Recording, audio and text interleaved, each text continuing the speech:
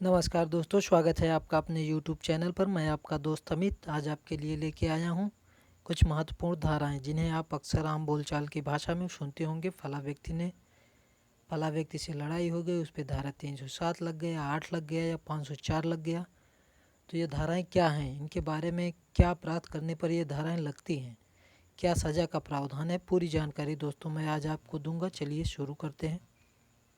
सबसे पहले धारा 307। 307 दोस्तों कब लगती है? हत्या का प्रयास करने पर लगती है। अगर कोई व्यक्ति किसी दूसरे व्यक्ति पर जान लेने की नीयत से हमला करता है और वह हत्या करने में नाकाम रहता है तो ऐसी दशा में अपराध करने वाले पर दंड संहिता की धारा 307 का केस दर्ज होता है। विधि विशेषज्ञों द्वारा कहा जाता है कि ऐसा अपराध होता है जिसमें 307 का अपराध दोस्तों ऐसा अपराध होता है जिसमें दोषी अपने बचने के लिए कोई साक्ष्य भी नहीं दे सकता। साक्ष्य क्यों नहीं दे सकता दोस्तों? क्योंकि इस अपराध में न्यायालय में साक्ष्य और गवाह के तौर पर पीड़ित व्यक्ति खुद ही होता है। क्योंकि दोस्तों किसी के ऊपर यदि आप हत्या करने का प्रयास करते हैं और वो बच जाता है तो कहते हैं कि उसकी गवाही बहुत महत्वपूर्ण होती है। जो वो पुलिस को बयान देता है वही मान्य होता है। तो ऐसी दशा में अपराध करने वाला व्यक्ति बच ही नहीं सकता। ठीक है दोस्तों, हत्या के प्रयास के मामले में दोषी पाए जाने की दशा में उम्र कैद की सज़ा हो सकती है। इसमें दोषी को 10 वर्ष का कठोर कारावास या फिर उम्र कैद की सज़ा के साथ साथ आर्थिक दंड देने का प्रावधान किया गया है। यहाँ के यह एक गैर जमानती संज्ञेय अपराध है और सत्र न्यायालय द्वारा विचारणीय है। यह अपराध समझौता करने योग्य नहीं होता।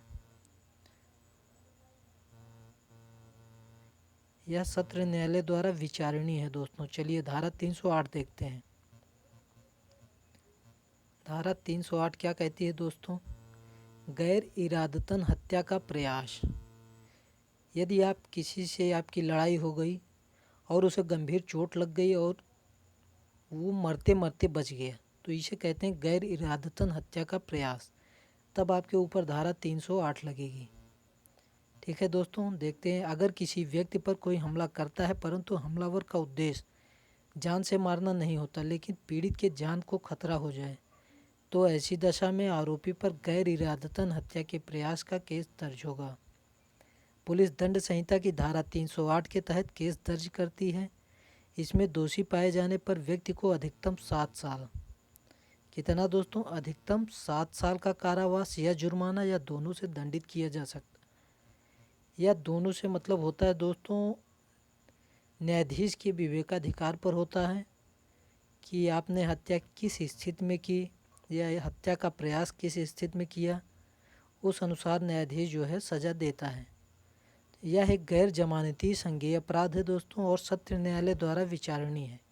यह अपराध समझौता करने योग्य नहीं है। सत्र न्यायालय द्वारा मतलब दोस्तों डिस्ट्रिक्ट कोर्ट। ठीक है, नेक्स्ट देखते हैं धारा 504।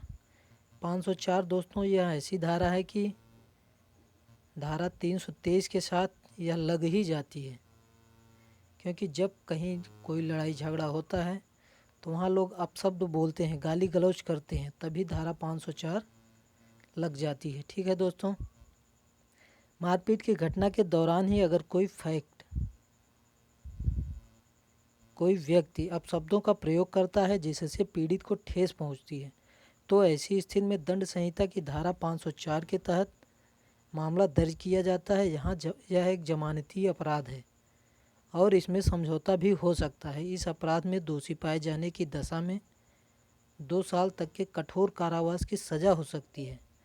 लोक शांति भंग होने की आशंका में पुलिस तत्काल में ऐसी धाराओं में केस दर्ज करती है और लोगों को गिरफ्तार भी कर लेती है दोस्तों। इसके बाद 506 दोस्तों बहुत ही महत्वपूर्ण धारा है। यह जान से मारने की धमकी देने की धारा है। किसी को आप लड़ाई झगड़े में ऐसे ही बोल देते हैं मैं तुम्हें काट डालूंगा, मार डालूंगा, तो इसमें धारा 506 लगेगी। अगर किसी भी व्यक्ति को कोई जान से मारने की धमकी देता है तो ऐसी दशा में पुलिस दंड संहिता की धारा 506 के तहत मामला दर्ज करती है। धारा 506 के तहत 2 से 7 साल के कारावास की सज़ा हो सकती है। वैसे जान से मारने की धमकी देने पर दोषी को 2 साल तक की सज़ा या जुर्माना या फिर दोनों से दंडित किया जा सकता है।